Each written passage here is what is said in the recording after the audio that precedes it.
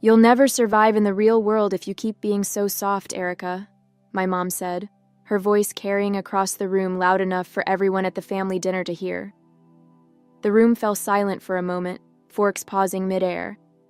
Then came the awkward murmurs and forced laughter from relatives trying to smooth over the tension. I clenched my jaw, staring down at my plate. "I'm doing just fine, Mom," I said, keeping my tone as neutral as possible. "Fine isn't enough," she replied, waving her wineglass dismissively. "You're too timid, too cautious. You need to be ambitious if you want to succeed." The words stung, but they weren't new. My mother had spent my entire life underestimating me, framing my quiet determination as weakness and my careful planning as a lack of drive. It was like she had a script she couldn't deviate from, and no amount of progress I made ever seemed to rewrite it. My name is Erica, and I'm 32 years old. I've always been the quiet one in the family, the person who avoided conflict and stayed in the background. Growing up, my mother, Helen, made it clear she didn't think much of that. Helen is the definition of a self-made woman, bold, assertive, and unapologetically ambitious.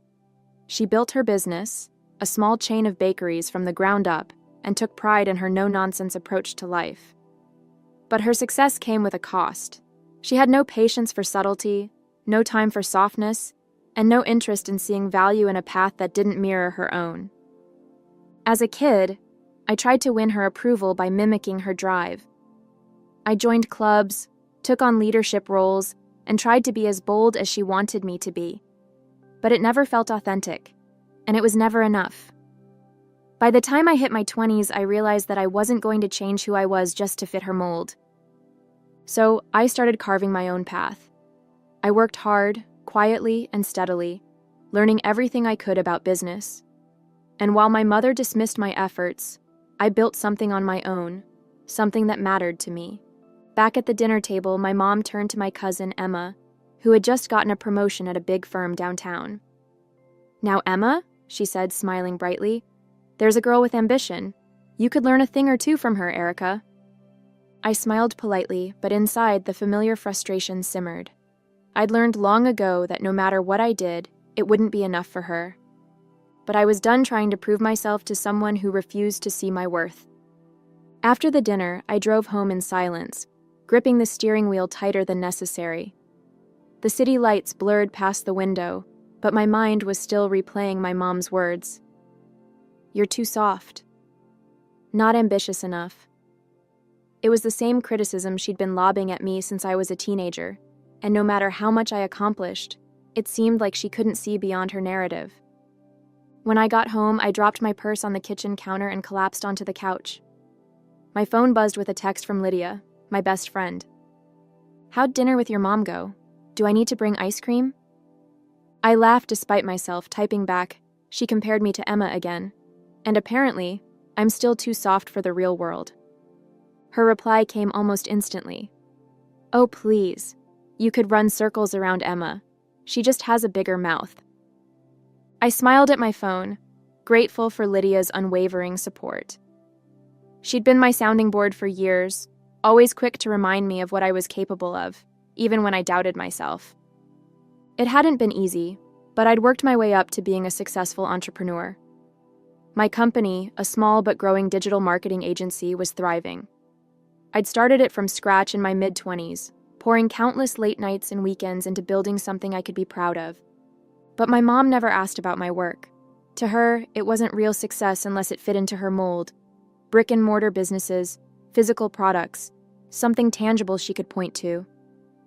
I didn't need her validation, I told myself over and over. But a small part of me still wanted it, even if I knew it would never come. The next morning, I was at my desk reviewing client reports when a familiar name popped up on my phone screen. Richard. He'd been one of my mom's most loyal employees for years, a steady presence in her bakery chain since I was a kid. "Richard," I answered, surprised. "What's going on?" His voice was calm but serious. "Erica, I thought you should know. Your mom's business is struggling. The past year's been hard and we've had to close a few locations. She hasn't told the family yet, but I didn't want you to be blindsided." I felt a pang of concern. Despite everything, I didn't want to see her fail. "Thanks for letting me know," I said. After I hung up, I sat back in my chair, my mind racing. The bakeries had been my mom's life's work. If they were in trouble, she wouldn't ask for help. Not from me, at least. But maybe I could do something about it. I couldn't shake the conversation with Richard. My mom's bakeries were more than just a business. They were her pride, her proof to the world that she'd built something from nothing. The thought of her losing them, even after all the hurtful things she'd said over the years, left a pit in my stomach. For the next few days, I couldn't focus.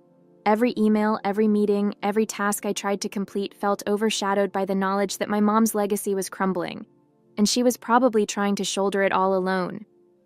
Finally, I called Lydia. "I can't just sit here," I said, pacing my apartment. "I need to do something." She didn't hesitate. "Then do it. You've spent years proving you can handle anything life throws at you. If anyone can turn this around, it's you." "But she won't ask for my help," I pointed out. "She doesn't even think I'm capable." "Then don't wait for her to ask," Lydia said firmly. "This isn't about proving her wrong.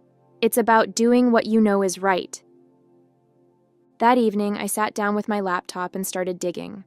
I researched her bakeries, their locations, their reviews, even public records on the business's financials.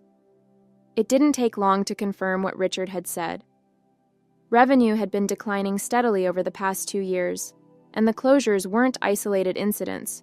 They were part of a larger trend. My mom had always been good at baking and terrible at adapting. The business relied on outdated marketing, clunky operations, and foot traffic that had dwindled as online competitors took over. I opened a blank document and started brainstorming. Modernized branding, updated recipes, partnerships with delivery apps. The ideas poured out of me, fueled by years of experience in turning struggling brands into success stories. By the time I finished, I had a comprehensive plan to save the bakeries, and I knew exactly how to pitch it. The next morning, I called Richard again. "I want to help," I told him, "but I need to know. Will she even listen to me?" There was a long pause before he replied. "She's stubborn," he admitted, "but I think deep down she knows she needs help. If anyone can get through to her, it's you." "Okay," I said, my resolve hardening. "I'm going to do this." As I hung up, I felt a mix of nerves and determination. This wasn't just about saving the bakeries. It was about proving to myself that I could rise above her doubts and make a difference. A week later, I stood outside my mom's office at the flagship bakery. The familiar aroma of fresh bread and pastries wafted through the air, but it did little to calm the knot in my stomach. This wasn't just a business conversation. It was a confrontation years in the making. I knocked on the door and her voice called out, "Come in." She looked up from a stack of paperwork, her expression shifting from surprise to guarded suspicion. "Erica, what are you doing here?" I sat down across from her, my hands folded tightly in my lap. "I heard from Richard about the bakeries. Mom, I want to help." She frowned, leaning back in her chair. "Help? How?" "I've done the research," I said, sliding a folder across the desk. "Revenue's been declining for 2 years. You're losing customers to competitors, and the closures aren't fixing the underlying problems. I've put together a plan to turn things around, modernizing the branding, improving operations, expanding your online presence. I know it can work." She opened the folder, flipping through the pages with an unreadable expression. When she finally looked up, her voice was sharp. "This is all very impressive, Erica. But what makes you think you're qualified to handle this? You've never run a bakery before." The words stung, but I held my ground. "You're right. I've never run a bakery, but I've spent years running a successful business. I know how to identify problems and create solutions. Mom, I'm not here to take over. I'm here to help you save what you built." She leaned forward, her eyes narrowing. "Why would you care? I've never seen you take an interest in this family business before." "Because it matters to you," I said simply. "And whether you believe it or not, I care about you." Her expression softened for a moment before she shook her head. I don't need you swooping in and acting like some kind of savior, Erica. I've handled this business on my own for decades. Have you? I asked gently, gesturing to the folder. Mom, you're drowning. You've worked too hard to let it all fall apart now. Let me help you. There was a long silence as she stared at the papers in front of her. Finally, she closed the folder and set it aside. I'll think about it, she said curtly. It wasn't a yes, but it wasn't a no either. As I left her office, I felt a flicker of hope. For the first time, I'd stood my ground. And maybe, just maybe, she was starting to see me differently. The days following our conversation felt like an eternity. My mom hadn't given me an answer, and I found myself oscillating between hope and frustration. I knew she was stubborn, but part of me had hoped the evidence in the folder would be enough to get through to her. Then one evening, Richard called. She's been looking over your proposal, he said. I think it's sinking in, but she won't admit it outright. You might need to push a little harder. Thanks, Richard, I replied, hanging up with a mix of relief and determination. The next morning, I went back to the bakery. My mom was in the kitchen, kneading dough with the precision and focus that had always amazed me. She barely glanced at me as I walked in. Hi, Mom, I said, leaning against the counter. What do you want, Erica? She asked, her tone clipped. To talk, I replied, refusing to be deterred. Have you thought about the plan? She sighed, wiping her hands on her apron. I've looked at it. Some of it makes sense, but... She hesitated, her expression conflicted. This isn't your world, Erica. You don't understand what it takes to run a bakery. Maybe not, I admitted. But I understand what it takes to run a business. And I know you're in over your head. Her eyes narrowed. I've managed just fine for years without your help. Have you, though? I asked gently. Mom, you're losing customers, closing stores, and struggling to keep up with the competition. This isn't about pride. It's about survival. For a moment, I thought she was going to snap at me, but instead, she sank into a chair at the corner of the kitchen. Do you know how hard it is for me to admit that you might be right? She asked, her voice softer than I'd ever heard it. Her words caught me off guard, but I kept my tone steady. I'm not here to say, I told you so. I'm here because I believe in what you've built, and I want to help you save it. She looked up at me, her eyes glistening with something I couldn't quite place. You really think this plan of yours can work? I know it can, I said firmly. She didn't answer right away, but when she finally nodded, I felt a wave of relief. It wasn't an enthusiastic agreement, but it was a step in the right direction. Okay, she said quietly. Let's try it your way. As I left the bakery, I felt both exhausted and exhilarated. The real work was about to begin, but for the first time, I felt like my mom was starting to see me for who I truly was. With her hesitant approval, I dove headfirst into the plan. The first step was to assess the damage more thoroughly. I spent hours combing through her financial records, inventory logs, and customer feedback. It was worse than I thought. Several locations were on the verge of closing, and the flagship bakery was barely breaking even. When I presented my findings to my mom, she was visibly uncomfortable. I didn't realize things had gotten this bad, she admitted, her voice tinged with both frustration and defeat. This isn't about blame, I said, softening my tone. It's about moving forward. We can fix this, but it's going to take work. She nodded reluctantly, and I took it as a sign to push ahead. Over the next few weeks, I threw myself into the project. I worked alongside Richard and the remaining staff to modernize operations. We revamped the menu, updated the branding, and set up partnerships with local delivery services. At first, my mom hovered over every decision, questioning my methods and second-guessing my choices. Are you sure this is going to work? She asked one morning as I updated the bakery's website to include online ordering. Mom, trust me, I said, trying to keep the impatience out of my voice. People want convenience. If we don't adapt, we'll lose even more customers.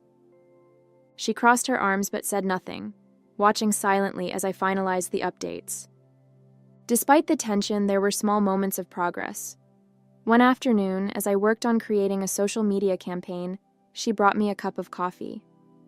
"I didn't realize you were so good at this stuff," she said awkwardly. I smiled, taking the coffee. "Thanks, it's what I've been doing for years." She nodded, her gaze lingering on the screen. "Maybe I should have paid more attention." Her words were quiet, almost like an afterthought, but they hit me hard. For so long, I'd wanted her acknowledgement, and this was the closest I'd ever come to getting it. As the weeks went on, the changes started to show results. Foot traffic increased, online orders rolled in, and the staff seemed energized by the new direction. Even my mom began to loosen up, offering fewer objections and more hesitant nods of approval. One evening, as we closed up the flagship bakery, she looked around the bustling space and said, "I didn't think we'd ever see this place busy again." "We're just getting started," I replied, feeling a spark of pride. For the first time, it felt like we were truly working together, and maybe even starting to understand each other. The turnaround wasn't easy, but it was happening. By the end of the first month, the flagship bakery was finally profitable again. Customers who hadn't visited in years were coming back, drawn in by our revamped branding and the buzz created by our social media campaign. Online orders grew steadily, and even the staff seemed revitalized, embracing the changes with enthusiasm. But not everything was smooth sailing. My mom still had moments of resistance. One afternoon, while we were reviewing the performance metrics, she frowned at a chart showing the spike in delivery orders. "I just don't understand why people can't come into the store anymore," she said, her tone tinged with frustration. "The whole point of a bakery is the experience." I took a deep breath. "Mom, it's not about replacing the in-store experience. It's about giving people options. Some of these customers might never have come in otherwise."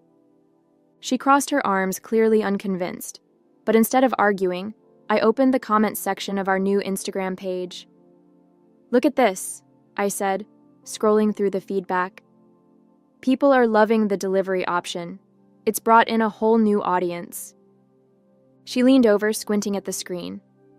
One comment read, "So glad I can get my favorite croissants delivered. Haven't been able to visit in years, but now I can enjoy them at home." Her expression softened and she gave a small nod. "Maybe you're onto something," she admitted reluctantly. It was small moments like that that kept me going. Slowly but surely, my mom's attitude was shifting. She still had her doubts, but she couldn't ignore the results. Richard was a huge help throughout the process. He'd been with the bakery since its early days and knew the business inside and out. His support made it easier to bridge the gap between my mom's traditional ways and my modern strategies. One evening, after we'd finished a long day of prepping for a local food festival, Richard pulled me aside. "You know," he said, "I've been here for over 20 years, and I've never seen this place run as efficiently as it does now." "Thanks, Richard," I said, feeling a rush of pride. "Your mom might not say it," he added, lowering his voice, "but she's impressed. I can see it in the way she watches you work." That night, I stayed late to finish some paperwork. As I locked up, I found myself looking around the bakery with a sense of accomplishment. This place had always been my mom's domain, a symbol of her grit and determination. But now it felt like something more, a partnership, a shared effort to keep her legacy alive while paving the way for something new. For the first time in years, I felt like we were on the same team, and that was worth more than any metric or sales report. The local food festival was our biggest test yet.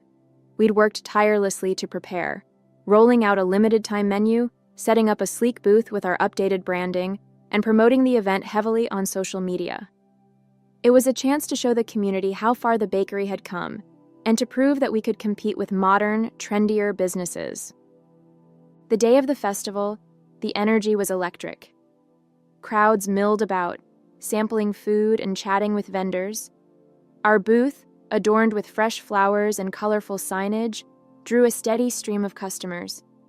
I was in the middle of handing out samples when I saw my mom standing to the side, watching the bustling crowd. She looked almost out of place in the chaos, her usual stoic expression softened by what I could only describe as awe. "Mom," I called, waving her over. "Come check this out." She hesitated before stepping behind the booth, her eyes scanning the line of customers. "It's busy," she said, her tone a mix of surprise and pride. "Busy is good," I replied with a grin. As the day went on, my mom started pitching in, answering questions, chatting with customers, and even cracking a few smiles. I caught her explaining the origins of one of her signature recipes to a group of food bloggers who had stopped by, and for the first time, she seemed fully in her element. By the time the festival wound down, our booth had completely sold out. I collapsed onto a nearby bench, exhausted but exhilarated. My mom joined me, holding 2 cups of lemonade. "You did good today, Erica," she said, handing me a cup. "So did you," I replied, sipping the lemonade. She was quiet for a moment, staring out at the emptying festival grounds. "I have to admit, I wasn't sure about all of this at first," she said finally. "The branding, the delivery, the social media, it all felt so different from what I built. But seeing it today, seeing how people responded, I get it now." Her words caught me off guard, and I turned to look at her. "You really mean that?" She nodded, her expression sincere. "I do. I may not always say it, but I'm proud of you, Erica. You've done something I couldn't. You've taken what I started and made it better." Her acknowledgement was a moment I'd waited for my whole life. It wasn't flashy or dramatic, but it felt genuine, and that was enough. That evening, as we packed up the booth and loaded the supplies into the van, I felt a sense of closure I hadn't realized I needed. The bakery wasn't just my mom's legacy anymore, it was ours. The week after the food festival felt like a turning point, not just for the bakery, but for my relationship with my mom. For the first time in years, we weren't at odds. She started consulting me about decisions, asking for my input on everything from new recipes to staffing schedules. One afternoon, as we sat in her office reviewing next month's budget, she leaned back in her chair and said, "You know, I always thought you didn't have the ambition for this kind of work. I guess I was wrong." Her words took me by surprise. "Mom, I've always been ambitious," I said carefully. "Just not in the way you expected." She nodded, her expression thoughtful. "I see that now. You've done things I never could. Things I wouldn't have even thought to try." There was no fanfare, no grand apology, but in her own way she was acknowledging my worth. It was enough. With the bakery on stable footing, I started to focus on my own goals again. The success of our work had boosted my confidence, reminding me of the skills and determination I'd cultivated over the years. One evening, I pulled out my laptop and began drafting a new business plan, not for the bakery, but for an entirely new venture. The experience had reignited my passion for creating something of my own, and I felt ready to take the next step. Lydia was thrilled when I told her about it. "I knew this whole thing would light a fire under you," she said, practically bouncing in her seat. "So, what's the big idea?" I grinned, showing her my initial sketches and notes. "It's still early, but I'm thinking about a consulting service for small businesses, helping people like my mom modernize their operations." "Genius," she said, raising her coffee cup in a mock toast. "Here's to Erica 2.0, conquering the world one business at a time." Despite the excitement of planning my next venture, I made sure to stay involved with the bakery. It wasn't just about the business anymore. It was about the connection I'd rebuilt with my mom. One afternoon, as we worked together on inventory, she said, "You know, I always wanted the bakery to be something the family could be proud of. I think we've done that."